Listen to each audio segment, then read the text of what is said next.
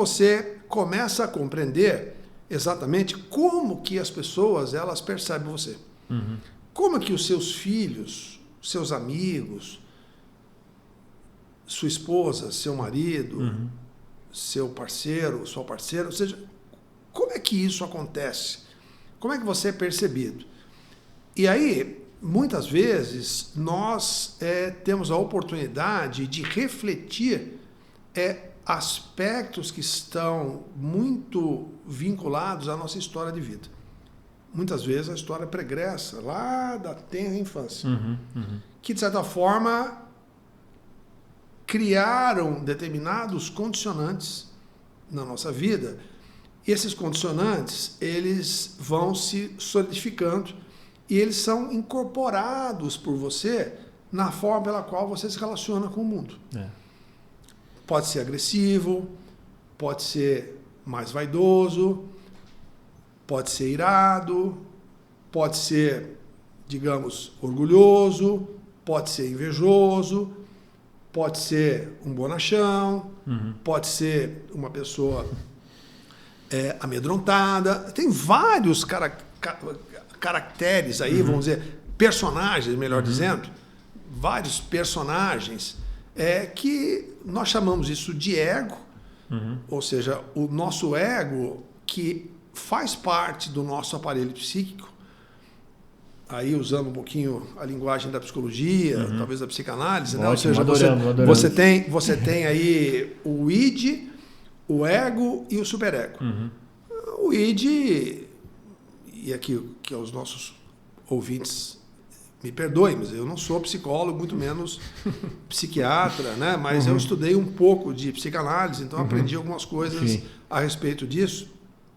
E você tem, então, o id é como se fosse, digamos, o alter ego nosso, ou seja, você tem ali o nosso sistema de frenagem, vamos dizer, os nossos freios morais, em que você possa, eventualmente, conter alguns impulsos seus. Então, o id serve para isso. Uma pessoa normal, com um aparelho psíquico normal, ele tem o id como os freios, sistema de freios, né?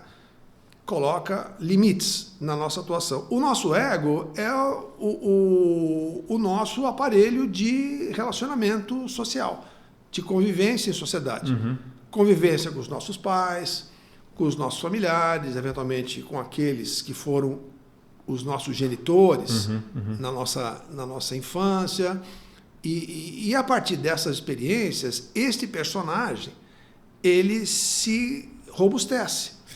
Ele ganha protagonismo e, eventualmente, quando nós aqui, no mundo corporativo, essa pessoa, o ego dela é maior que essa sala, quando a gente brincava com isso, né, Fernando? Nossa, esse é egocêntrico demais. Fazemos vários comentários. Não é? Olha o tamanho do ego. Então, isso aí, esse ego pronunciado, nada mais é do que exatamente estas características que foram importantes para a sobrevivência desta pessoa quando era jovem, criança. Eu digo sobrevivência por quê? Porque o aparelho psíquico ele é tão inteligentemente constituído que ele se adapta às condições do ambiente. Então, para que a criança possa receber o alimento, o carinho, o calor, o aconchego, que são indispensáveis para qualquer criatura humana, muito mais aqui os nossos, né, a nossa humanidade, esta criança, ela percebe o entorno e ela se adapta a isso. Então, eventualmente, se ela precisa chamar mais a atenção do pai, da mãe, do genitor, da genitora, para conseguir estes aspectos que eu mencionei, o aconchego, o alimento, ela vai se conformar de tal maneira, o comportamento dela, no sentido de conquistar a atenção. Vai buscar artifícios para chamar a atenção. Exatamente. Né? E esses artifícios vão formando o ego daquela pessoa. Então, isso é uma inteligência da vida instalada. Perfeito. Mas, na medida que nós vamos exagerando, essas relações, às vezes, podem se tornar, às vezes, um pouquinho até, eu diria, exageradas ou abusivas, etc. Vai provocando, de certa forma... Daí surgem esses personagens emblemáticos do mundo corporativo. Que, aliás, tem existem muitos exemplos Sim, no mundo sim. corporativo que nós sabemos destes personagens egóicos exaltados, Sim. com esses egos pronunciados. E aí, como você tem um ambiente muito propício ao exercício do poder, ao exercício da vaidade, no ambiente corporativo, Fernando, estes comportamentos, eles acabam sendo reforçados. Você que lida muito com o executivo, dá inclusive aula para eles, Américo, isso é muito forte mesmo. Tem cara que entra numa piração de poder. É muito comum. Né? É muito comum. E aí eu falava do ambiente dos conselhos de administração. Você tem hoje, nos ambientes de conselhos, tanto que o IBGC, por pesquisas, isso começou quando eu estava lá e isso ganhou bastante robustez agora. O IBGC tem práticas de discussões sobre dinâmicas humanas no conselho. Ou seja, você olha hoje o IBGC, você fala, poxa, mas o IBGC lida com governança corporativa, os seus aspectos de compliance, regulatórios, perfeitamente. É um ambiente fortíssimo para isso. Mas não é suficiente você discutir compliance nas questões de governança.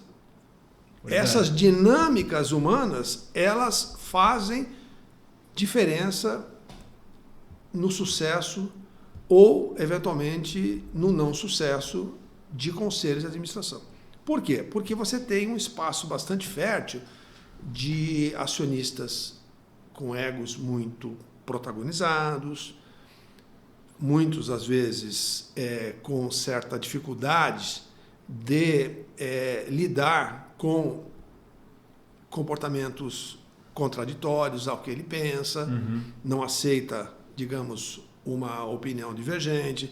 Como a governança... Com a diversidade, né? Exatamente. Como você tem hoje a governança sendo bastante evoluída, você tem hoje, vamos dizer, um clamor nesses tempos atuais de melhores práticas de governança, não só no Brasil, nos grandes países do mundo, essa agenda de governança... Que está dentro do ESG, né? Inclusive. Que hoje o ESG pronuncia muito mais isso, você tem toda a razão.